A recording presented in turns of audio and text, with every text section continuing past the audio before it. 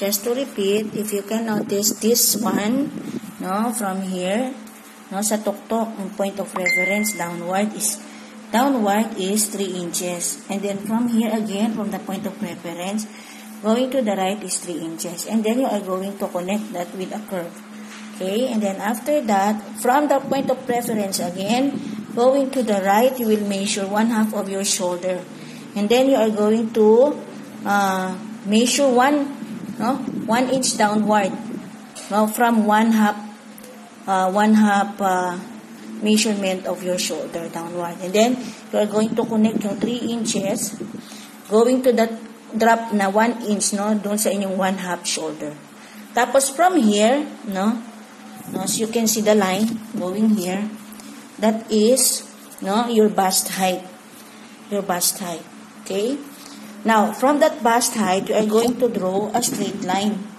Now, from here, going to the right, is 1/4 of your bust line. Okay? Okay, to continue, so nag-end ako dito sa 1/4 of your bust line. So, nag-straight kayo, draw ulit kayo ng straight to the right, then put a mark, no? Yan ay 1/4 of bust line. From here, you are going to measure 1 1/2 upward, no? 1 1/2 upward. Tapos, you draw a straight line again, no? Following the 1/4 of bust line, andun yung pataas pa rin na 1 1/2 inch. Ipag-connect nyo lang yun. Tapos from there, papasok kayo ng 1 inch. Yan. Okay, papasok kayo ng 1 inch. Okay? Tapos, di ba nag-line ako ulit ng from here, going downward, 4 1/2. 4 1/2 downward. Then, I just draw a straight line, no? Using, wala nga akong ruler dito eh. Ginamit ko lang yung class record. Okay? So, para lang makikita nyo saan pwedeng idaan. Kasi, I just use my ball pen. Tapos, kinonek ko lang yan, passing to this, no? And then, going to the, yung 1 inch, no? 1 inch na pumasok. Tapos, going to the 1/4 of bust line. So, yan na. Okay? Let's proceed now to the next. So, tapos na tayo dun sa part ng bust line, ano? Meron na tayong armhole. Yan. So, the next step is, from the point of reference again, no? Dito sa tuktok, going here, is your front bodies or front figure, no? And then you put a mark, just a simple mark, and then you draw a straight line going to the right. Then after that, no, from here, no, going to the right is 1/4 of your waistline. Kasi nakikita nyo dyan, WL, 1/4 of your waistline. Then you put a mark. No, ito talaga yung una kong, dahil, di ba, 38, so divided by 4. So, ang nangyari is 9 1/2. So, ito yun. Okay? So, pwede ko pang ayusin yan. Mangyayari, diretso na yung ni ma'am, yung forma ng katawan ni ma'am. Okay? So, then from there, may 1/4 of waistline na kayo. From here, you are going to measure, no? This is, I think, 3 1/2 para sa mga payat at yung katamtaman ng height. And then, 4 inches downward para sa matataba o sa matatangkad. And then, you draw a straight line again, going to the right. And then, you will just simply get your 1/4 of your first hip. And then, again, you draw a mark. Maliit lang na mark. Ayan, may mark. Okay? Tapos, from here again, from yung waistline, downward, no? You are going to get your second hip, which is 7 1/2 inches para sa payat, o 7 inches ata, and then 8 inches sa mataba o sa matangkad, downward. And then draw a straight line again to the right, and then put a mark again for your second hip, yung 1/4 ng inyong second hip. Okay? Okay, for the last step, you are going now to take your desired dress length, no? Mag-start naman kayo dito, no? Downward. No, passing to the bust line, passing to the waistline, passing to the front bodies, to the first hip, no? To the second hip, and up to the desired length of your dress or your apron, no? So, after that, from here again, no, sa pinakagilid, you draw a straight line to the right. Ang mangyayari, para siyang A-line, no, palabas. Palabas ang pag-draw. Para hindi siya magmumukhang pencil cut. Ang mangyayari niyan, pag pinapasok niyo ganyan dito, sexy ang dating ng inyong apron. So, palalaparin yung ganon. No? Para pabuka, no? Pabuka yung inyong apron. Okay? Ayan na. Diretso lang. Tapos yan, pag kukonectin nyo lang yan, ito, kung sexy kayo, makikita nyo na yung curve. Tapos, yan, i-connect nyo lang itong, yan yung may mark dyan, yan. Tapos, i-connect nyo lang yung kung hanggang saan nyo pinalapad yung inyong pattern. Yan na, tapos na yung inyong pattern. Tapos, kung gugupitin nyo, mula dun sa 4 1/2 inch, no, kukupitin nyo hanggang dito. Tapos, ito lang yan, gugupitin nyo yan. Tapos, ito, yan. Yan, yan. Ayan na, ayan na. Para na yan sa inyong pattern ng inyong apron. Okay? So much for that. We will proceed on our head cap. Okay, so for the head cap, as you can see, I draw a cross line. Okay? So, since we are working on the round part of our head, no? So, as I told you, we're going to divide, no, our head circumference into 4. So, if you have a circumference of 18 inches, you divide that into 4, so that will give you 4 1/2. 4 1/2 inches. So, from the middle part, for you to get the diameter, so you are going to measure 4 inches, 4 1/2 inches from the middle part. So, ang mangyayari, dito ang point of reference natin ay sa gitna. So dahil 4 1/2 inches, I'm talking of 4 1/2 inches. So, lagyan ko lang muna ng no? So, ito and half na to. Ito and half. So, and half yan. 1, 2, ito kasi malabo na to 2, 3, 4. So, ito na yung 4 1/2. 4 1/2. Yan. Yeah. So, 4 1/2. Yan. Yan. 1, 2, ika lang. 2, 3, 4. Taas pa. 4 1/2. Yan. So, yan. Hanggang dito. Nako, mataas pa pala. So, straight line pa ulit. Tapos, yan, mamarkahan nyo lang yan. Mamarkahan. Okay. Dahil wala ako dito, ang tawag natin doon ay, so, 4 1/2 din dito. 4 1/2. So, 1, 2, 3, 4 1/2. Ito si 4 1/2. Yan. Lahat ng 4 side, no? 4 1/2 yan. Ganito dito sa baba. 4 1/2. So, in-approximate ko lang ha.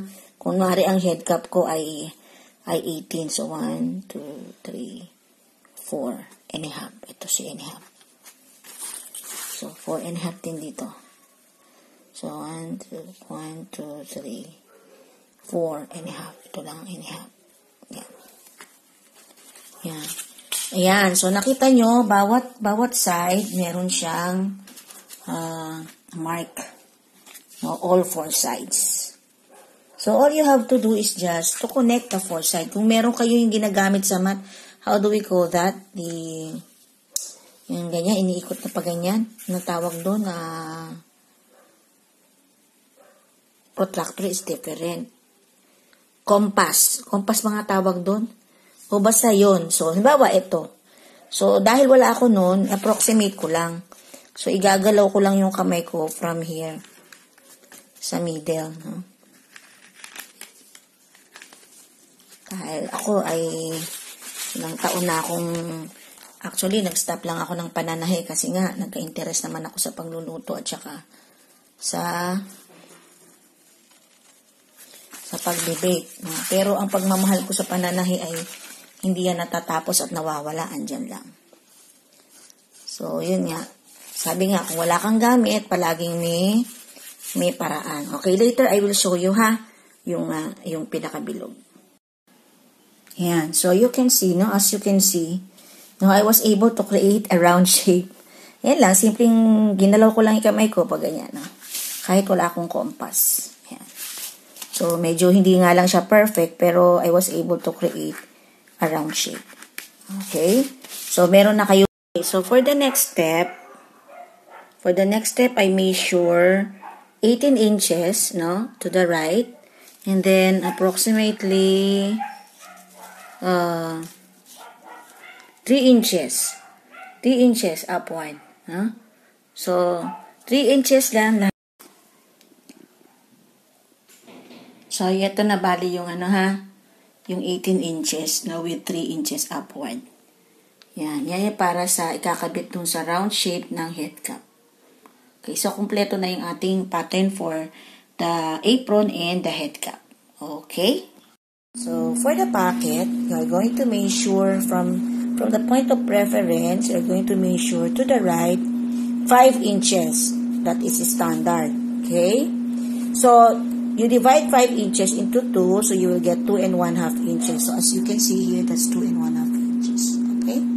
So, from there, you are going to draw a straight line downward, but you are going to measure 5 1/2 inches. So, that's at the middle.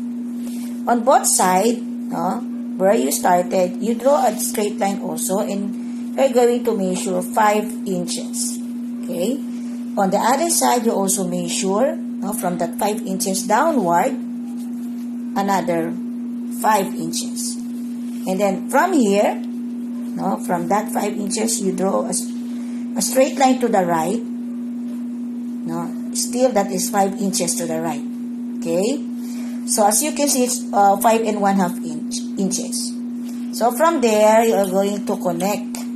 You just connect the 5 inches going to 5 1/2 and draw a straight slanting line. Okay? Draw a straight slanting line. Ganon din sa kabila. Ganyan lang kadali. Meron na kayong isang pocket. Hindi ko kasi ako lang din nagbibideo. Pasensya na. So, sige. Papakita ko dito. So, ito na yung ating pocket pattern. So, ang tawag dito ay pocket pattern. Okay? So, madali lang yan.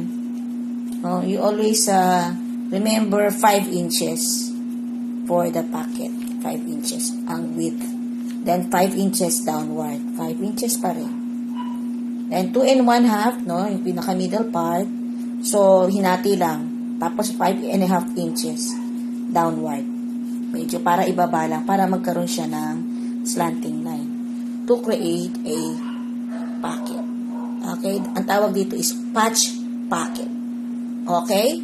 That's all for the pocket. Good evening. Later na yung sa head cap. Madali lang yun.